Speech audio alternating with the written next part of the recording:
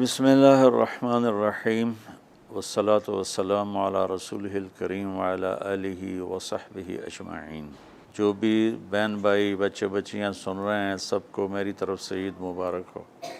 عید کی خوشی ہم کیوں مناتے ہیں، پہلے میں یہ تھوڑا سا واضح کر دوں کہ رمضان کا مہینہ اللہ نے پورا ایک ہمارے لیے خوشی کا مہینہ بنایا ہے، جس میں اللہ کی جنت کے دروازے کھول دیے جاتے ہیں، جہنم کے بند کر دیے جاتے ہیں، شیطان قید کر دیے جاتے ہیں، جنت کو روزانہ سجایا جاتا ہے، اللہ کا عرش پہلے آسمان پہ آ جاتا ہے، اللہ کی طرف سے اعلان ہو رہا ہوتا ہے، کوئی بخشش چاہنے والا، کوئی حاجت مانگنے والا، فرض 70 فرضوں کے برابر ہو جاتا ہے اور نفل فرض کے برابر ہو جاتا ہے، اور نفل اور فرض کا فرق اتنا بڑا ہے کہ قیامت تک 2 رکعت نفل پڑھتا رہے تو فرض رکعت کے ایک سجدے کے برابر نہیں۔ اور اس میں جو مر جاتے ہیں اہل ایمان، ان کا حساب نہیں ہوتا، ان کو قبر میں منکر نکیر نہیں آتے، اللہ تعالیٰ ان کو معاف فرما دیتا ہے۔ اس طرح 29 دن رات یہ سلسلہ چلتا ہے، اور آخری رات پھر اللہ تعالیٰ اعلان فرماتے ہیں کہ میرے بندوں نے رات کو قیام کیا، یعنی تراویح کی نماز پڑھی، دن میں روزہ رکھا، تو میں نے اس پر ان سب کی بخشش فرما دی۔ تو اس خوشی میں پھر ہم سب مل کر اللہ کی بارگاہ میں شکرانے کے مل کر 2 نفل ادا کرتے ہیں اور اللہ کا شکر ادا کرتے ہیں کہ یا اللہ تیرا شکر ہے، تو نے ہمارے گناہوں کو معاف فرمایا، جہنم کو ہم پہ حرام کیا، جنت کو ہم پہ واجب کیا۔ اصل تو عید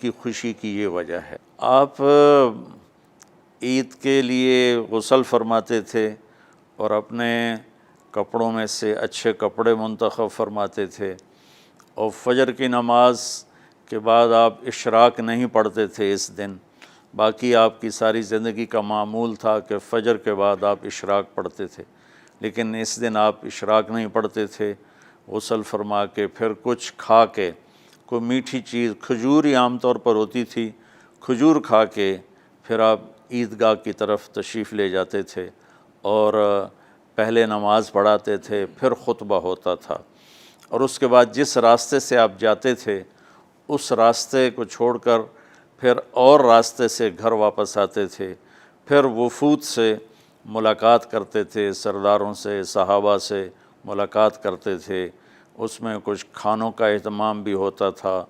اس طرح ایک عام روٹین کی عید ہوتی تھی آپ کی، ملاقاتیں کرنا، کھانوں میں جانا اور اچھے کپڑے پہننا، سب کو خوشی سے ملنا، یہ عید الفطر پر آپ کا یہ معمول تھا۔ باقی جو اداسیاں ہیں، ڈپریشنیں ہیں، اس کی وجہ آپس کی محبتوں کا کم ہو جانا ہے، اور دنیا کی ایسی دوڑ جس نے اپنے آپ کو بھی بھلا دیا ہے، اور آپس کی نفرتیں ہیں اور آپس کے بغض، حسد ہیں، ان منفی جذبوں نے ہماری خوشیوں کو دھندلا دیا ہے، ورنہ رمضان کا ہر لمحہ خوشی کے لیے ہے، اور عید اس کی پیک ہے، اور پوری زندگی اللہ راضی ہو رہا ہو تو خوشی ہی خوشی ہے۔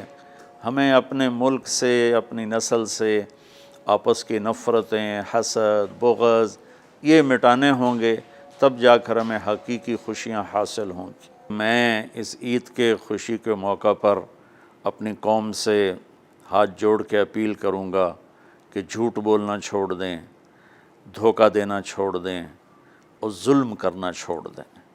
مذہبی نفرت نے ہمیں تباہ کر دیا، سیاسی نفرت نے ہمیں تباہ کر دیا، صوبائی قومی نفرت نے ہمیں تباہ کر دیا، آپس کی رنجشوں کی نفرت نے ہمیں تباہ کر دیا۔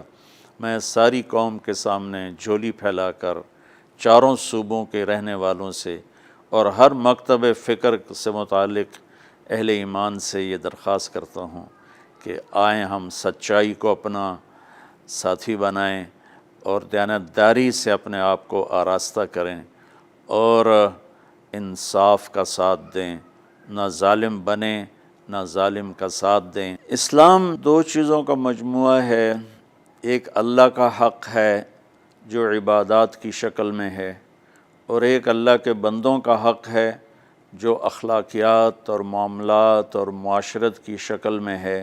یہ دونوں کمپلسری پیپر ہیں، دونوں لازمی پیپر ہیں، ان دونوں میں پاس ہونا ضروری ہے۔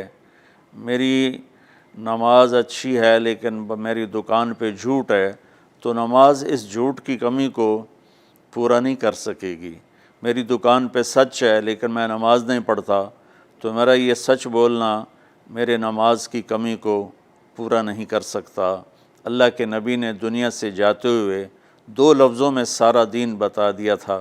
جب آپ کے جانے کا وقت قریب تھا تو آپ 2 لفظ دہرا رہے تھے، الصلاۃ وما ملکت ایمانکم، میری امت میرے بعد ایک نماز نہ چھوڑنا، اور ایک امت کے غریب مسکین لوگوں سے، نوکر غلاموں سے اچھا سلوک کرنا۔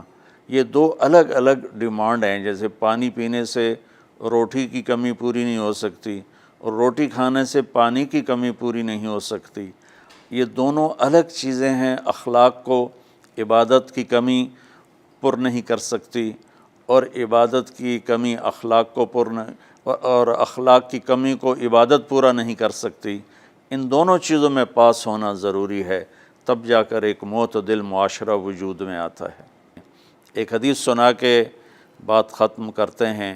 میرے نبی وضو فرما رہے تھے تو صحابہ آپ کے وضو کا پانی گرنے نہیں دے رہے تھے، نیچے سے لے کر کوئی پی رہا تھا، کوئی منہ پہ مل رہا تھا۔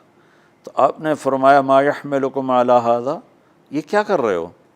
وہ کہنے لگے یا رسول اللہ، اللہ اس کے رسول کی محبت میں کر رہے ہیں۔ تو آپ نے فرمایا میں تمہیں بتاتا ہوں اللہ اس کے رسول سے محبت کرنے والا کون ہوتا ہے۔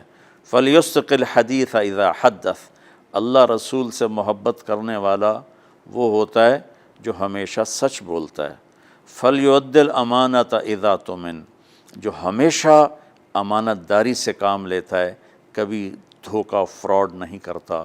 فَلْيُحْسِنْ جِوَارَ مَنْ جَاوَرَهُ، اور جو ہمیشہ اپنے پڑوسیوں کے ساتھ اچھا سلوک کرتا ہے، پڑوسی اپنے ہوں، غیر ہوں، مسلم ہوں، نان مسلم ہوں، وہ ان کے ساتھ اچھا سلوک کرتا ہے۔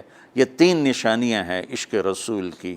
یہ 3 باتیں میری قوم اپنا لے تو یہ اندھیرے اجالوں میں انشاءاللہ تبدیل ہو جائیں گی۔ دنیا کے لیے قانون ہے اللہ تعالیٰ کا کہ جس قوم میں انصاف، دیانتداری اور سچائی ہوگی انہیں اللہ عروج دے گا، وہ مسلم ہو یا نان مسلم ہو۔ اور جن ملکوں میں، قوموں میں بددیانتی ہوگی، ظلم ہوگا، جھوٹ ہوگا، وہ زوال کا شکار ہوں گی۔ ساری ویسٹرن دنیا تو لیڈ نہیں کر رہی، ہمارے جیسے ملک بھی ہیں جہاں یہ ساری چیزیں ہیں تو وہ ہماری طرح ہی ذلیل ہیں اور ہماری طرح ہی وہ خوار ہیں۔ چند ایک ملک ہیں جنہوں نے ان چیزوں کی رعایت کی ہے تو وہ اس وقت لیڈنگ رول میں ہیں، لیڈنگ ماڈل میں ہیں۔ تو دنیا کے لحاظ سے تو یہ قانون ہے کہ سچائی، دیانتداری اور انصاف قوموں کو اونچا لے جائے گا۔ آخرت میں اللہ تعالیٰ نے اعلان کیا ان اللہ لا یغفر ان یشرک بہ ویغفر ما دون ذلک لمن یشاء۔ آخرت میں کامیابی کا آخری فیصلہ ایمان پہ ہوگا کہ اللہ تعالیٰ کا فرمان ہے میں شرک معاف نہیں کروں گا، اس کے علاوہ میں جسے چاہوں معاف کر دوں۔